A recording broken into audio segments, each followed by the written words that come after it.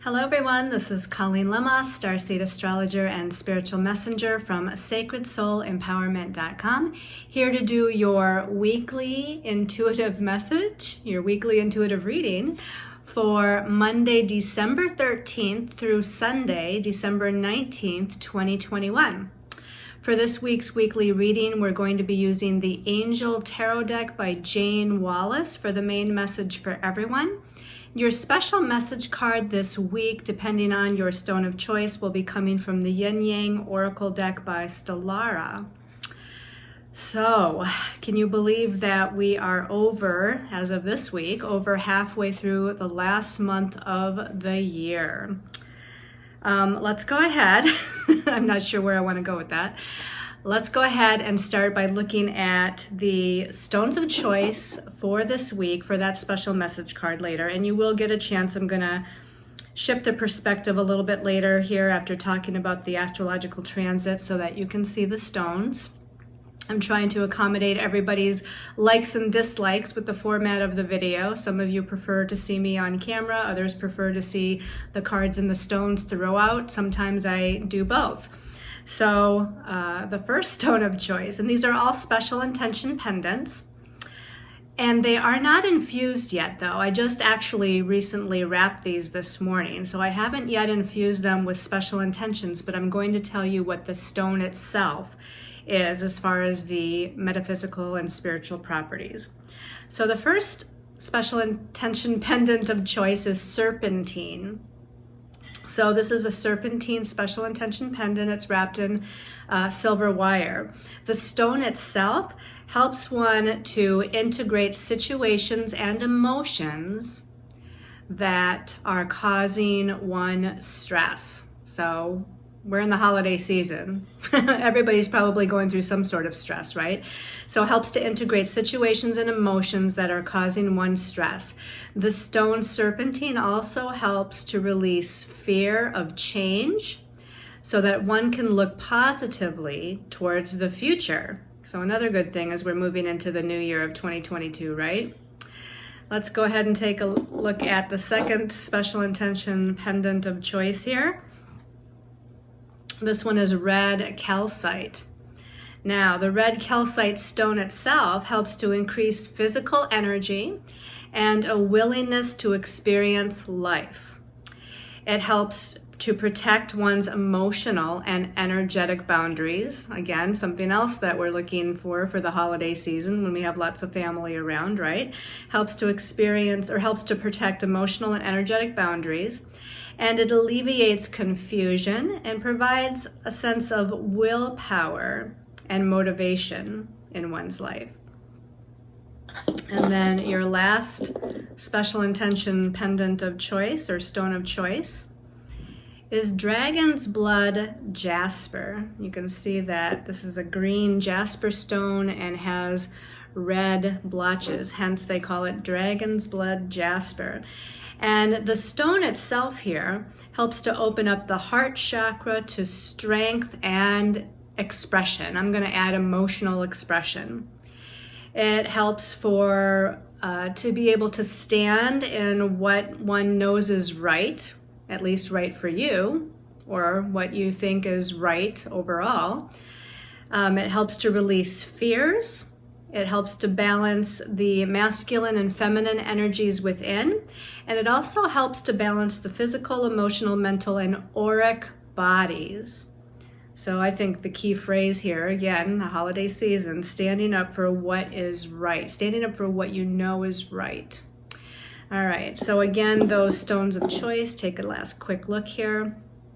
We have the serpentine.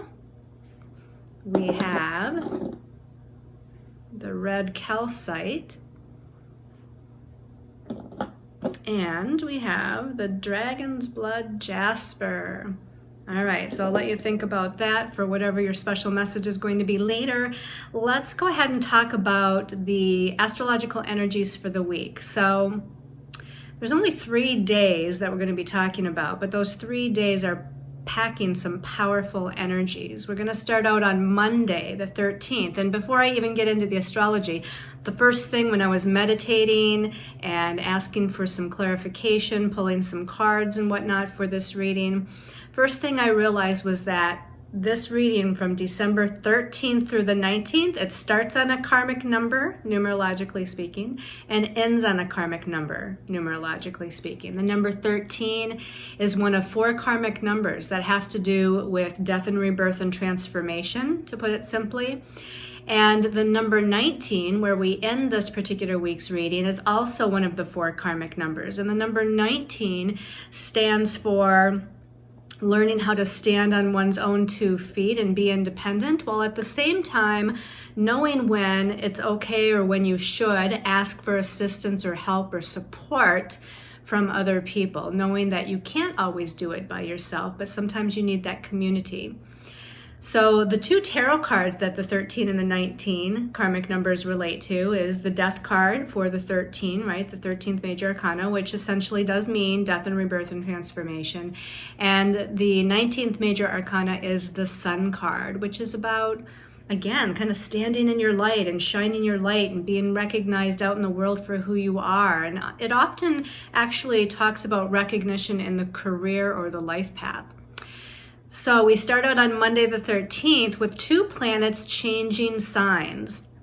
One of those planets is Mars the warrior, Mars, the planet of energy, action, and forward movement, moving out of Scorpio and into the sign of Sagittarius. So while it was in water sign Scorpio, it was very deep, passionate, because Mars is the warrior and about this base sort of energy that we have, our physical energy, but also our instinctual energy. You put it in Scorpio, and I feel like it really churned up a lot of the shadow energies of fears and anxieties and some of those lower thoughts or lower feelings that we sometimes have. And Scorpio being the ruler of the underworld and the shadow side of the ego and the subconscious. I think Mars was really churning some stuff up for us while it was the last few weeks in the sign of Scorpio. Now it's going to be moving into fire sign Sagittarius. And Sagittarius is the planet of optimism and expanding into the big picture. It looks at the glass half full. It's very future oriented and it's very inspirational and optimistic. So Mars is now putting his energy through those qualities of Sagittarius. And it's going to be there until January 24th. So a little bit over a month that Mars is going to be in that sign. Now, because Mars is kind of quick, fast, forward movement, action, and Sagittarius is a fire sign and mutable. Mutable means changeable. Fire, of course, can be exciting and inspiring, but also can be a little dangerous and unpredictable. So Mars is going to be in that unpredictable realm of Sagittarius where it's not really grounded, it's not really focused. Mars is just putting its energy haphazardly in all these maybe different directions or towards all these situations and projects and things going on in life. And that's okay if we can find other ways to ground ourselves while we're moving through that inspirational, passionate, expanding our perceptions again into the larger picture of things, Sagittarius. The other planet changing signs does help to give us a little bit of grounding because it's Mercury, the planet of the mind, the one that rules our thoughts, our perceptions, our messages, communications. And it's moving out of Sagittarius and it's moving into Capricorn, which is an earth sign. And Capricorn, being an earth sign, is much more grounded, focused, practical. Capricorn rules authority figures. It rules being productive and taking things step by step towards our goals. It rules our career or our life path, who we are out in the world.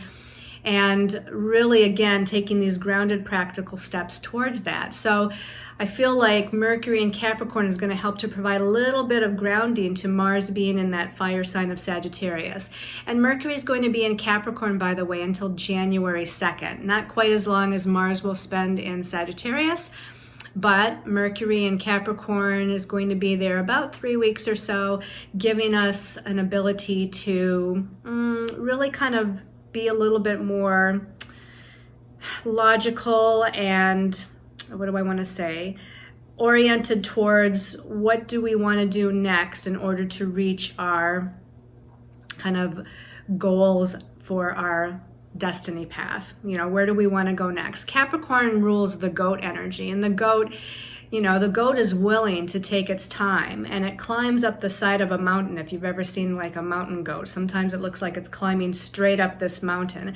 And so it has the ability to climb to the top, but it takes the steps and it has patience. It takes its time to get there so as to not lose its footing or to not lose its sense of direction, right?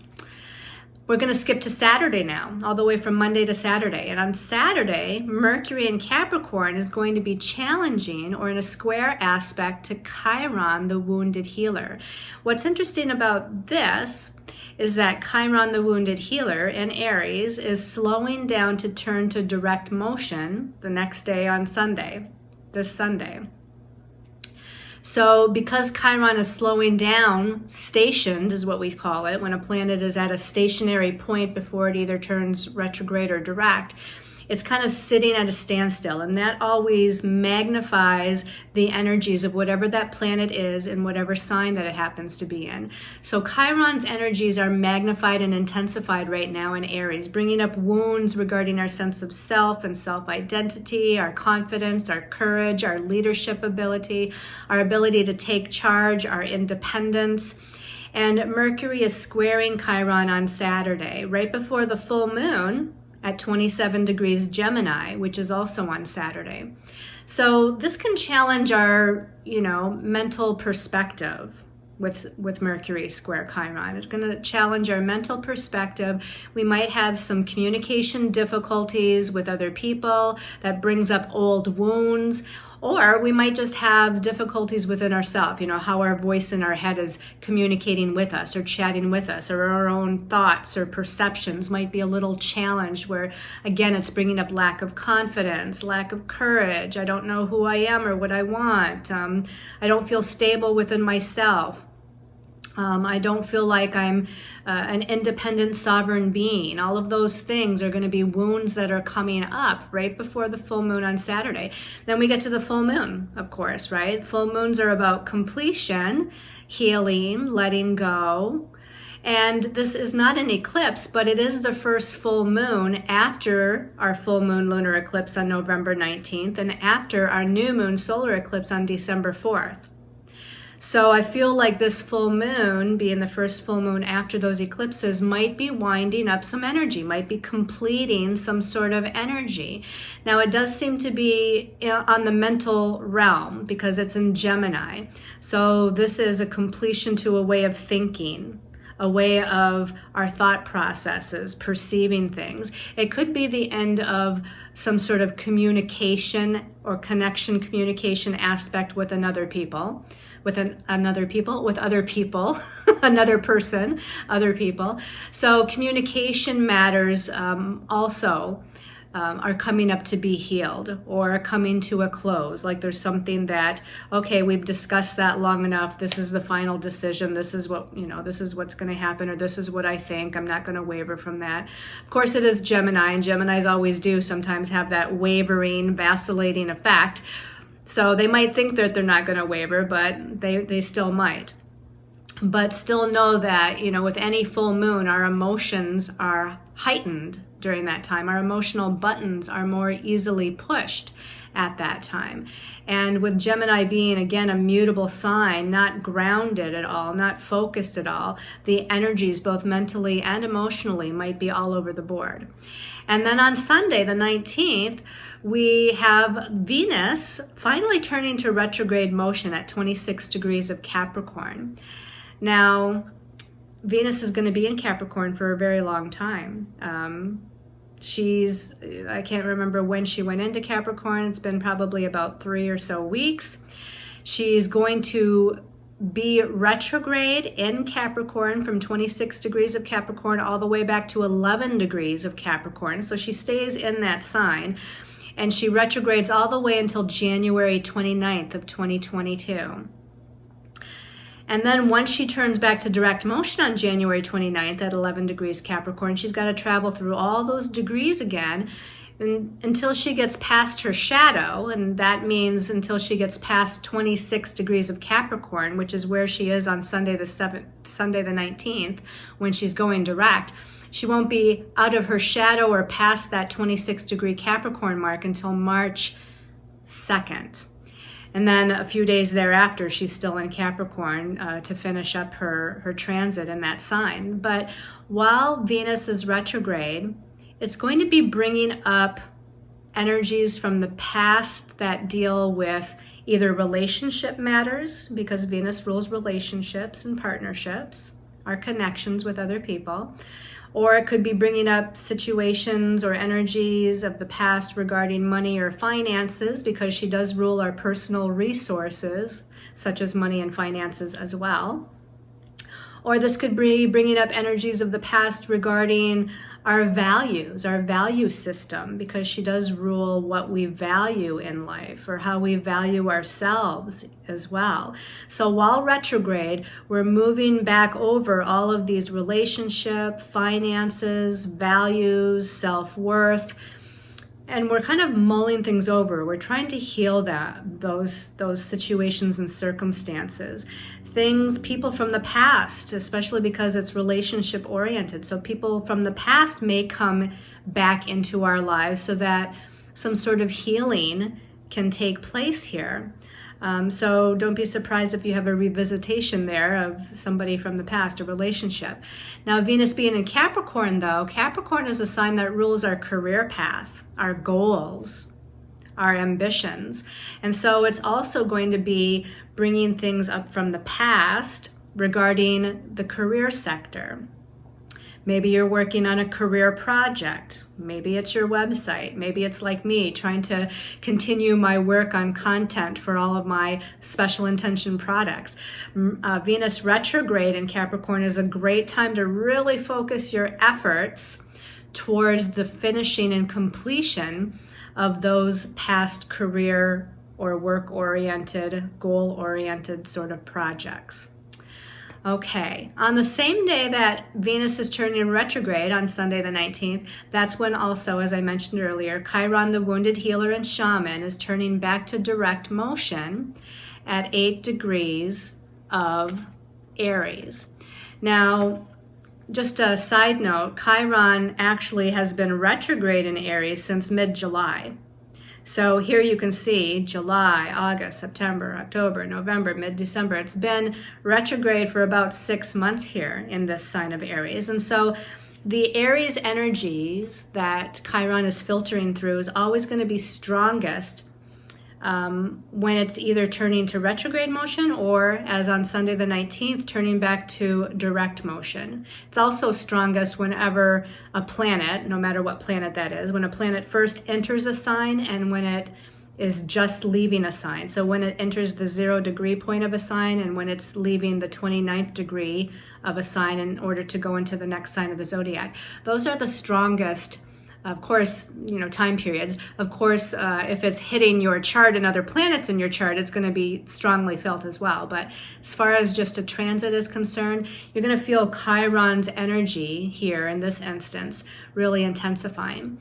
The only other thing happening astrologically on Sunday, actually, is going to be the Sun in Sagittarius and a sextile to Jupiter in Aquarius. And I don't often mention the sextile energies. Sometimes I do, but sometimes I don't. Most astrologers consider it a minor aspect, not carrying much weight.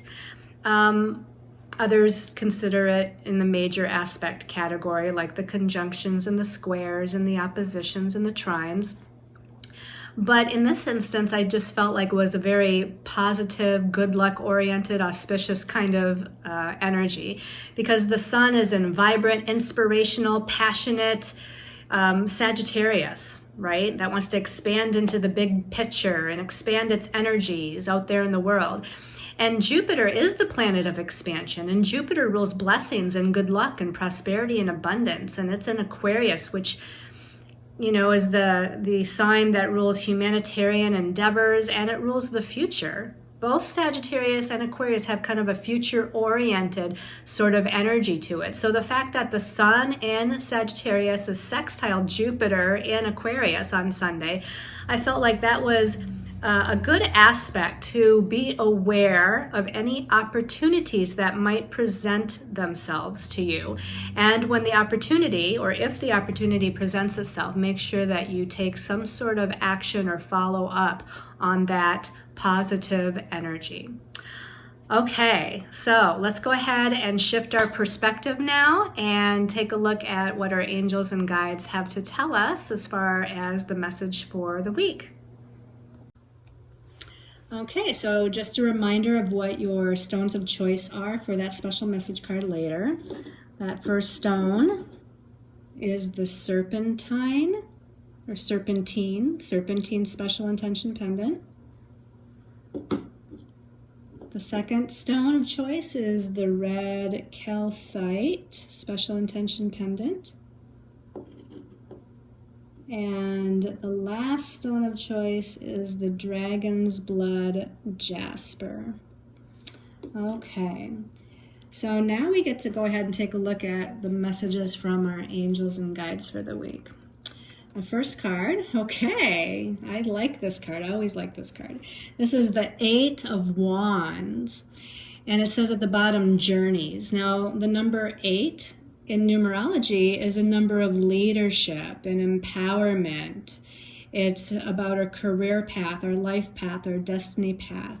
If you take the number 8 and put it on its side, it's the infinity symbol. So we're talking about a balance of the material and the spiritual aspects of life, or the balancing of the masculine and feminine aspects within ourselves. So this 8 of Wands is fire, and you can tell that by this card with all of the reddish orange colors, the golden yellow colors. This is that Sagittarius energy where Mars is entering into, right? Mars is a fire planet. It's moving into a fire sign. The 8 of Wands typically means that there's a lot of things going on in all different directions, all at once. This can be many opportunities, many possibilities, or this can be that there's so much going on that we're juggling that life feels a little confusing and chaotic. And it could be both. So whatever it is, the message at the bottom, though, says journeys. Now, that could be maybe that you're physically making some journeys. It is the holiday season. Maybe you're driving here or driving there. I would say with the 8 of Wands, just be aware of people around you. Be aware, make sure that you're aware of road conditions and, stopping at all stoplights and stop signs, looking both ways. The 8 of Wands can be, again, a little bit chaotic, confusing, where people are in a hurry, people are in a rush, they're not paying attention. Things are a little ungrounded here. So just make sure that if you're on any kind of physical journeys that you're paying attention. This can also be about mental journeys, spiritual journeys, right? Where this is creative energy. The Wands is the suit of fire, and fire is the spiritual. And so here we're able to be very creative and use that creative energy, journey with it, just kind of, if you're doing, again, a creative project of some sort, just let your mind flow free. Don't try to be overly logical or think about it. Don't even try to really focus. Just kind of let things kind of come through. You can always go back and put it in order later, or make it make sense later if you're writing or whatever have you.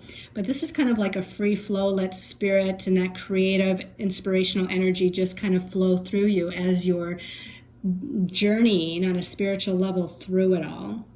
Okay, so let's go ahead and take a look at the next card. Now, the next cards, you can see 2 cards kind of came out for both of these. So the first of this second card, this is the King of Pentacles.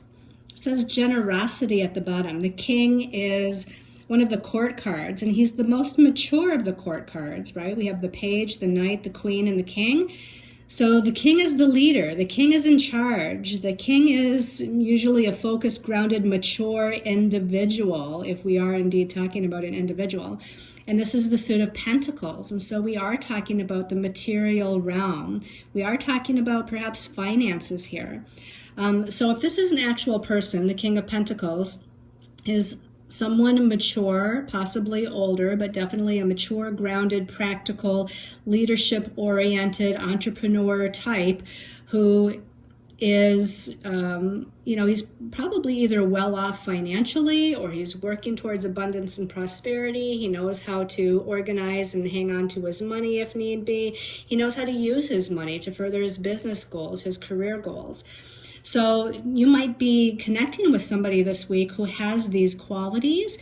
And if not, this is talking about the energies within yourself that need to be pulled out. You need to pull out that leadership energy. You need to pull out that authoritative energy. You need to pull out that focused, grounded energy where you're focusing on the task at hand, the next step on your path. How to create financial abundance in your life and have this sense of security. Because the king thinks for the future, right? The king being a mature energy, he's thinking about the future here. And it does say generosity. So, this definitely could mean that either you're going to be very generous in your holiday gift giving with somebody else, or that someone who's playing the King of Pentacles here is going to be generous with you. So we should take a look at the next card that came out with that to gain further clarification and information. But I also want to say that Mercury, the planet of the mind, going into Capricorn on Monday the 13th, has this kind of feeling too. The King of Pentacles, the earth signs are Taurus, Virgo, and Capricorn, and Mercury is moving into Capricorn. So this could portend some sort of message. Because Mercury rules messages or communication, there could be some sort of communication or message coming from whoever this individual is. Okay?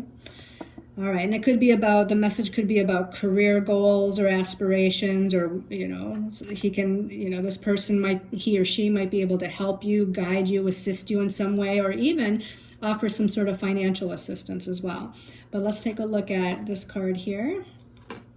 And the card that came out with it is Major Arcana 20, the Judgment card. And it says Angel of the Past at the bottom. And this angel is blowing a trumpet. And usually in the Judgment card, in the traditional tarot, it shows Archangel Gabriel blowing the trumpet, calling the soul to attention, or letting you know that some sort of message or communication is forthcoming. And this is something not just of an earthly nature. It's not like your friend's going to call you up, a friend that you haven't heard from for a couple of months is going to call you. This is more like messages from the universe, messages from your angels and guides, messages from maybe even loved ones that have crossed over, or loved ones that maybe you haven't heard from for a while. But the Judgment card being a major arcana is saying that this, whatever this is, it's very important as far as your soul evolution and growth is concerned. Now, the angel of the past, we have dolphins here too. So there is kind of this spiritual, I always think of dolphins as being highly intelligent and spiritual. And there is a pair of them. So this again could bring forth some sort of communication from someone from the past. We do have a full moon on Saturday. And Mercury is challenging Chiron on Saturday with the full moon. So again, this could be some sort of communication that brings some sort of healing our way, or some sort of emotional energy. The water, the ocean, is the emotional realm. The emotional energy is coming to a head. And there's some sort of, again, message, guidance. This could be, again, messages or guidance from our angels and guides, from the universe.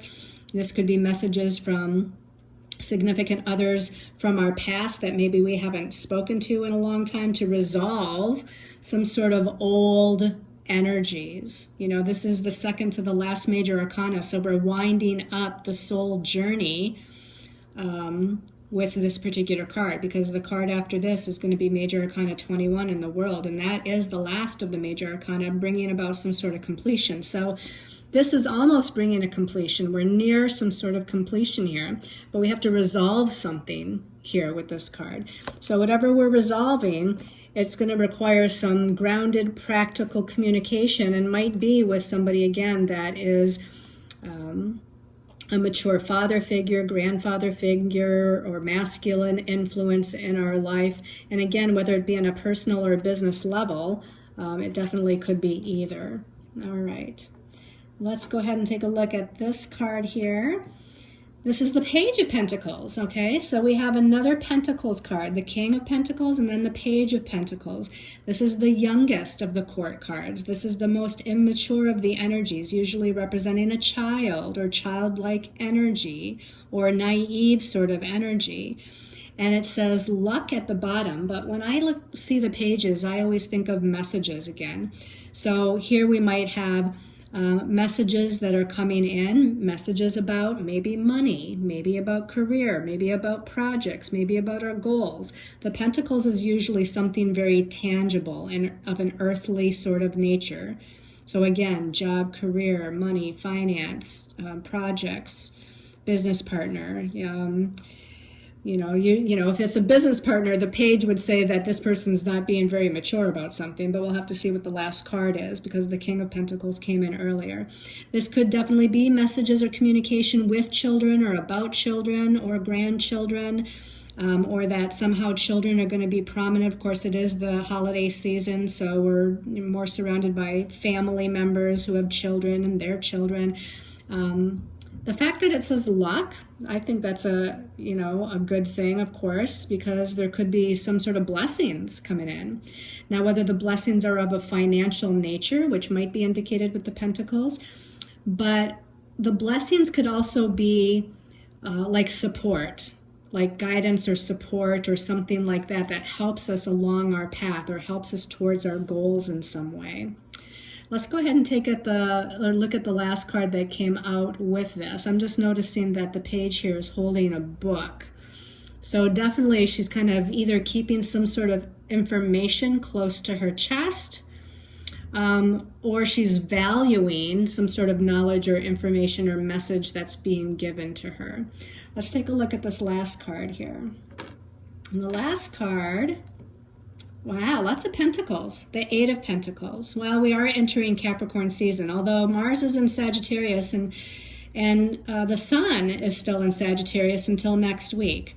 But we do have Mercury in Capricorn, right? And Venus, the planet of money and finances and personal resources, is also in Capricorn. So I guess it makes sense that we're seeing a lot of pentacles.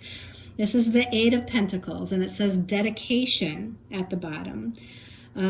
Again, you can see that there's 4 pentacles on each side. The number 4 is about security, stability, building a solid foundation. We've got them stacked next to each other. So we're definitely, trying to build something here that's long-lasting and stable within our lives. The number 8 is about money and finances, but it's also about our power or our empowerment. Okay, so this is empowerment within our career or job, empowerment with our money and finances, taking our power back with projects and goals and making things happen for ourselves by taking things step by step by step and building that solid foundation, having some patience and being dedicated to whatever it is that we're moving towards, working towards, or trying to manifest in our lives. So I definitely say with the King of Pentacles, Page of Pentacles, and the Eight of Pentacles, there might definitely be something money-related going on this week, which, again, the holiday season, it's not unlike us to be spending money or even receiving some sort of monetary gifts of some sort. All right, so let's go ahead and take a look at the special message card depending on your stone of choice. Okay, everybody. So the first stone of choice was the Serpentine. Special message for the week for Serpentine people. Okay, this one's calling my attention as I open my eyes. And this is the Ace of Earth. This would be like the Ace of Pentacles if it was a tarot deck, but the Ace of Earth, Taurus, Virgo, Capricorn, all the earth signs. This is about a tangible new beginning. The aces are new beginnings. The earth element means that it's something manifested on the third dimensional plane, okay? If it was water, it would be the birth of new emotions. If it was air, it would be the birth of a new way of thinking or perceiving. If it was fire, it would be the birth of something on a spiritual or creative level. But this is the Ace of Earth. So it's the birth of something tangible maybe monetary, so abundance and prosperity, or the manifestation of the next step up towards our goals, or the goal itself. It's definitely something that is more tangible here. So this could even be saying, because it's not the 10, right? This is the ace. So we're talking about birthing something new. So I'm not saying that it's going to manifest quite yet, but this is about birthing a new energy towards manifesting something. Okay, because it's the ace. It's the initiation, planting new seeds, or birthing of something new towards bringing something tangible, or bringing something into tangible form or manifestation. So if you've thought about, I should, build a website or rebuild my website, or I need to focus on this project that I haven't quite completed, or I'm thinking about a new career path for myself, or a new way to make money. Maybe a hobby that I'm doing can create more financial stability, or maybe I need to invest some money, let's say into stocks or something like that to create more financial stability. Whatever it is, it's a good time to initiate something new. Although with Venus retrograde, I don't know that I would, necessarily initiate something monetarily while Venus is retrograde. But who knows? Maybe I'm wrong there. This, to me, Venus, I think you'd want to start it before Venus goes retrograde on Sunday, and then it can kind of grow, or you need to kind of, redo things during the Venus retrograde process. So if you're going to initiate something, you might want to do it before Sunday the 19th. All right. Okay, so for those of you that chose the red calcite people, special message for red calcite. This one's calling my attention here. Ooh, chemistry and passion. Okay, so the first special message card felt more financially related. This feels more relationship related, obviously, with the Venus retrograde, right?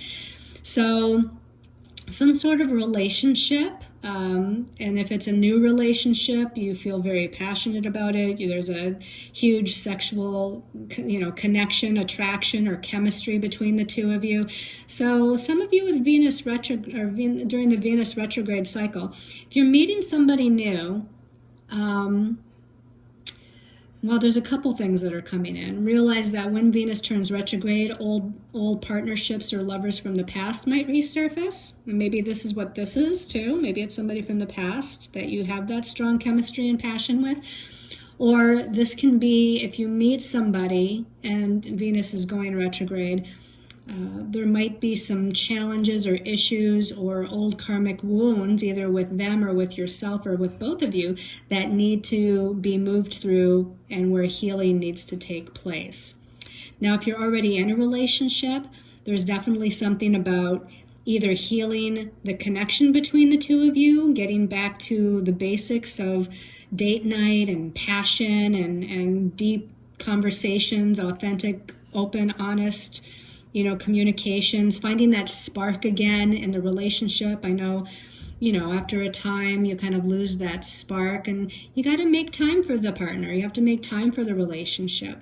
You have to go out to dinner or do little surprises, or, again, set some time aside every week to have alone time and to talk and to find that chemistry again.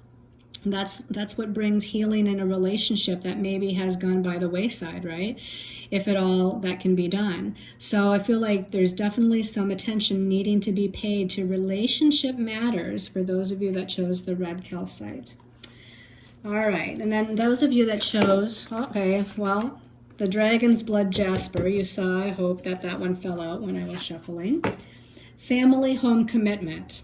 Okay, well, we got all the biggies here, don't we? Got the Ace of Earth for the Serpentine people with money and finances. Got the red calcite, chemistry, passion for the relationship for those people. And here's family and home. Home and family matters for dragon blood jasper people. So this is about making a commitment, right? This is about bringing in structure, stability, a sense of foundation, realizing what's important in life. Maybe again, like the previous card for the relationship people, maybe you've lost sight of what's really important, right? There's something about the family, the solidarity of the family union needs to kind of come back into a structured, secure form. You need to make a commitment to help grow your family. You need to make a commitment maybe to get your home in order. Maybe you're going to sell your home. Maybe you want to buy a new home, or maybe the home and the house just needs attention. You need to declutter it. You need to paint it. You need to rearrange the furniture. Whatever it is, make a commitment to that home and family area. I'm also hearing something about ancestral healing because of the full moon and because of the Mercury square Chiron. Family is about the ancestry of the family, the old wounds within that ancestral line that might need healing. Sometimes it takes a commitment to focus on the healing of those, because sometimes it's not all fun. It's not someplace we want to revisit. We don't want to revisit the old family wounds and hardships and difficulties. But if we can heal the ancestry of the family, if we can heal the parents, the grandparents, the great-grandparents, and on down the family line, we can heal those old wounds, then we're really making a commitment not just to them, but to our own healing, the healing of our soul, because we're carrying that ancestral lineage. We're carrying those old wounds that need healing.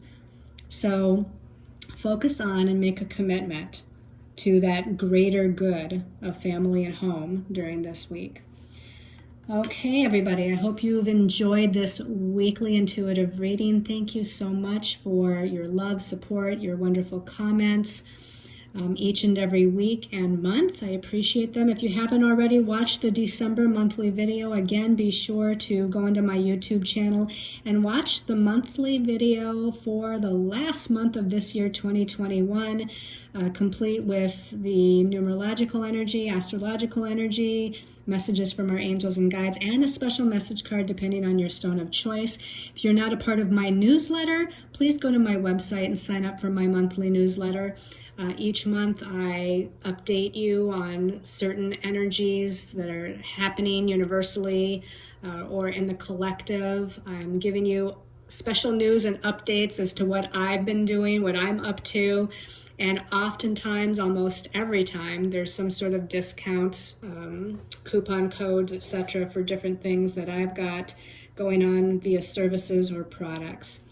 So sending you all lots of love and light as we're nearing the holiday season or immersed in the holiday season. I'll see you all next week, everyone. Blessings of love and light to all.